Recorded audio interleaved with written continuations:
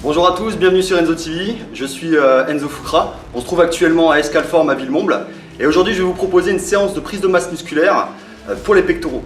Donc cette séance va se composer de 4 exercices, 3 exercices de base et un exercice d'isolation. En exercice de base on aura le développé couché, le développé incliné et les dips. En exercice d'isolation on aura les écartés couchés. On effectuera 4 séries par exercice. La fourchette de répétition de travail, 6 à 10 répétitions. Ça variera selon les exercices. Gardez en tête que pour travailler la masse musculaire, 6, 10, c'est la fourchette dans laquelle vous devez travailler. En dessous de 6, on sera plus sur des filières nerveuses, donc on développera plus la force. Au-delà de 10, on sera plus en hypertrophie sarcoplasmique, le volume. Alors j'en vois déjà certains qui me disent « ouais mais la masse et le volume c'est la même chose ». Ben non, c'est deux styles de travail complètement différents et j'essaierai dans une vidéo ultérieurement de différencier un petit peu les deux termes. Au niveau du temps de repos, 2 minutes de repos entre chaque série. Pourquoi ?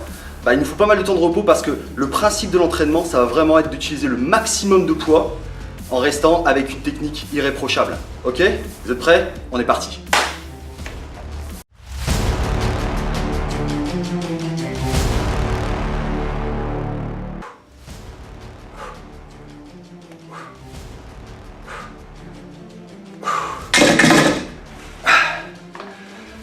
Ok, avant de commencer, je vais faire une petite aparté sur le rôle de l'échauffement et son importance.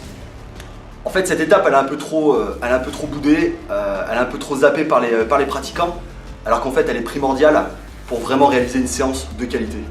Un bon échauffement, ça va vous apporter deux choses. La première des choses, c'est l'assurance de vous prémunir contre d'éventuelles blessures. Avec un bon échauffement, on va chauffer les articulations, les tendons, on va s'assurer d'avoir une bonne élasticité musculaire. Et la deuxième des choses, on va maximiser notre potentiel de séance. Comment ? On va améliorer la vascularisation. Une meilleure vascularisation est égale à meilleur transport d'oxygène. Plus d'oxygène est égal à plus d'ATP, donc plus d'énergie. Et deuxièmement, ça va vous permettre de stimuler le système nerveux afin de profiter vraiment d'une qualité de contraction maximale. Donc ne zappez pas l'échauffement. Alors, comment on s'échauffe ? Personnellement, je vous conseille de réaliser 3 séries d'échauffement avant votre série effective. Première série, une série de 15 à 20 répétitions à peu près 20-30% de la charge utilisée, de la première charge que vous allez utiliser. Deuxième série, de 10 à 15 répétitions à peu près 50% de la charge que vous allez utiliser. Et enfin, dernière série, on va plus être sur du 5-8 répétitions à 75% de la charge que vous allez utiliser. Le temps de repos entre chaque série, 1 minute 30, pas plus. N'oubliez pas, ça reste un échauffement, en aucun cas vous devez aller jusqu'à l'échec. Ok ? Allez, on est parti pour le premier exercice.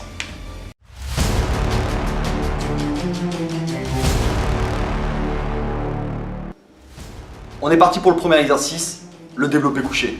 On le présente plus, ça reste l'exercice phare pour le développement des pectoraux.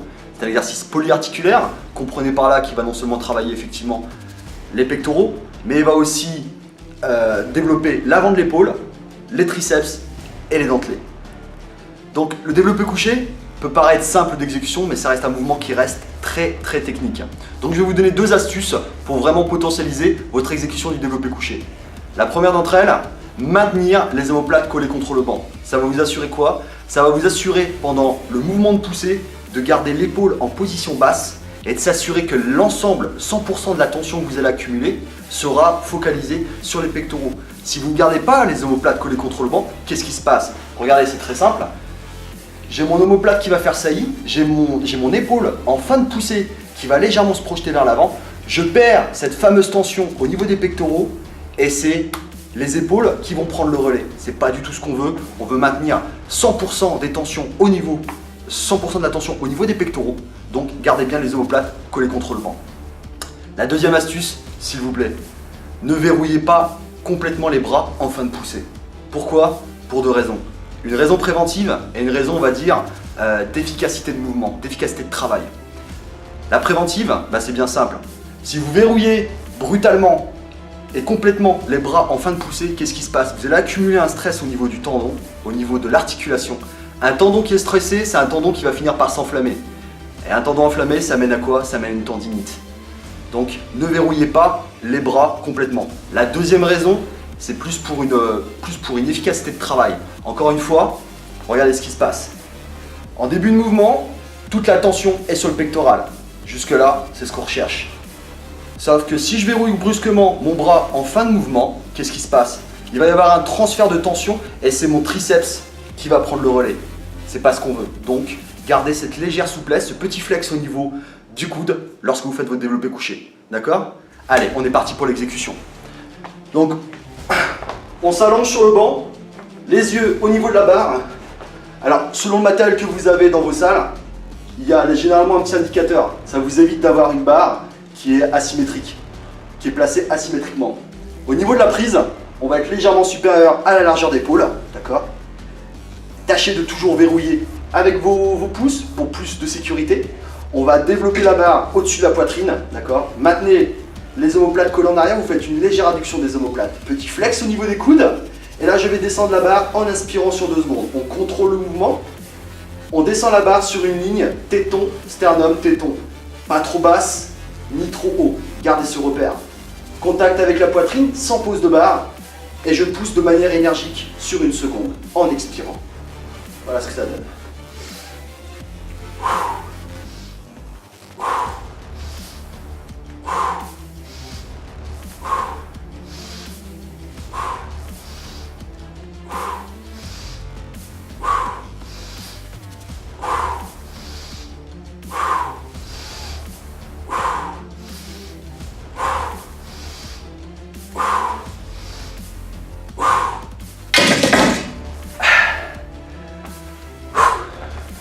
Voilà, c'était le développé couché.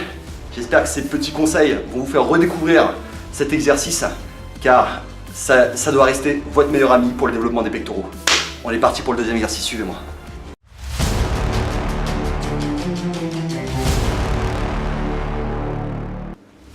Deuxième exercice, le développé incliné. Cette fois-ci, on va travailler la partie haute, la partie claviculaire des pectoraux.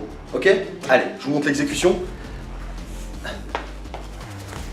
Donc on s'installe sur le banc, les yeux sous la barre, écartement légèrement supérieur à la largeur d'épaule. On va crocheter avec les pouces, on va développer la barre au-dessus de la poitrine, les épaules en position basse, donc on va faire une adduction des omoplates, coller contre le banc. Et là, l'erreur qui est souvent commise, c'est d'en fait descendre la barre trop haut au niveau de la clavicule, voire limite à ras du cou. Là, vous allez stresser l'épaule. Descendez la barre sur la partie haute des pectoraux. J'inspire en descendant sur 2 secondes, contact avec la barre sans la poser. J'expire en gardant quoi? Ce petit flex au niveau des coudes. J'inspire, je pousse de manière énergique sur 1 seconde. Allez, c'est parti.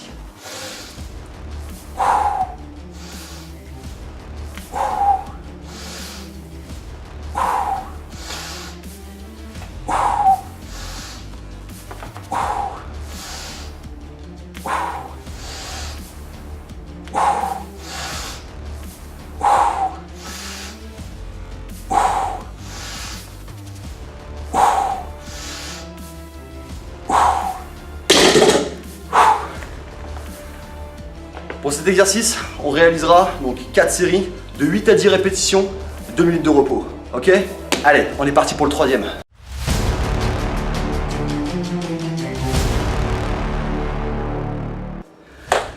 On est parti pour le troisième exercice, les dips. Personnellement, j'adore cet exercice. Pourquoi? Parce que c'est un exercice complet qui va solliciter toute la ceinture scapulaire. Comprenez par là toute la partie haute du buste. D'accord? Allez, on est parti.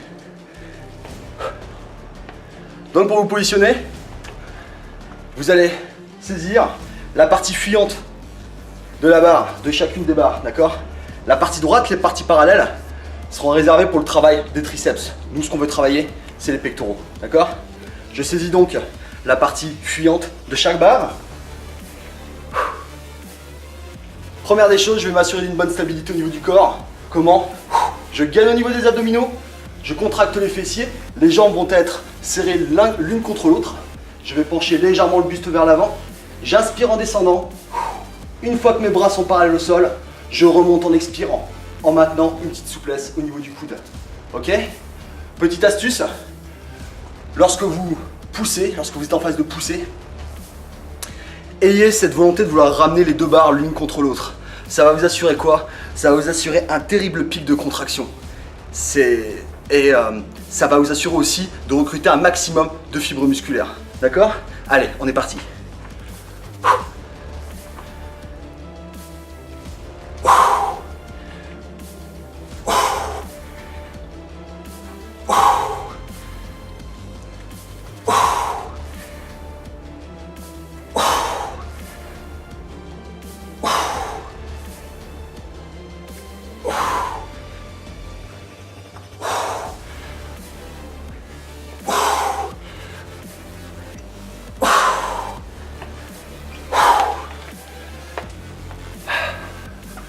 J'adore la sensation que procure cet exercice. Si jamais votre poids de corps vous permet de faire beaucoup plus que les 10 répétitions maximales de la fourchette, n'hésitez pas, vous vous lestez, vous prenez une ceinture, une chaîne, vous mettez un poids. Ou alors pour ceux qui réussissent, vous prenez une haltère, vous la calez entre les pieds. Quoi qu'il en soit, cet exercice, ce sera 4 séries, 8 à 10 répétitions. Allez, on est parti pour le dernier exercice.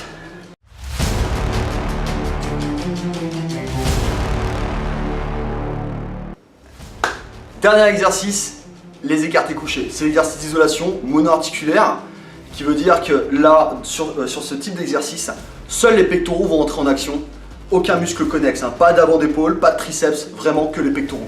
Donc j'aime bien terminer par cet exercice, pourquoi? Parce que ça va nous permettre, en fin de séance, de bénéficier d'un bon étirement, ce qui est toujours appréciable.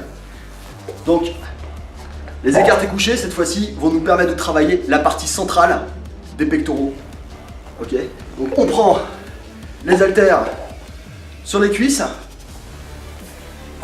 on les accompagne avec les genoux, on s'allonge sur le banc, on développe les haltères au-dessus de la poitrine, on va adopter un petit flex au niveau des coudes, et là on va descendre les haltères de part et d'autre du corps en arc de cercle. Comme vous pouvez vous en apercevoir, l'angle que forme mon avant-bras et mon bras en aucun cas ne change. J'inspire pour profiter de l'expansion thoracique.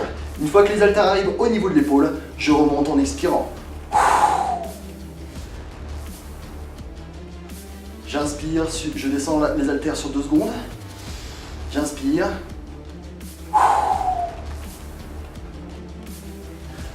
J'inspire. Ne descendez pas trop bas, hein. Si vous sentez qu'il y a beaucoup plus d'étirement sur l'épaule que sur le pectoral, c'est que vous êtes descendu trop bas. On ne descend pas sur la ligne d'épaule, on garde les pectoraux sous tension. Je remonte. En fin de mouvement, ne joignez pas les haltères. Petite astuce, imaginez-vous serrer un arbre qui est trop gros pour vous. Et là, vous contractez. Allez, c'est parti pour notre série.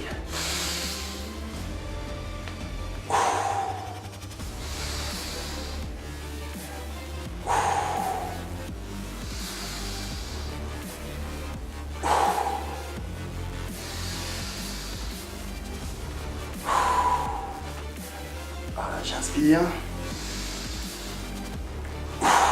J'expire, je contracte. J'inspire.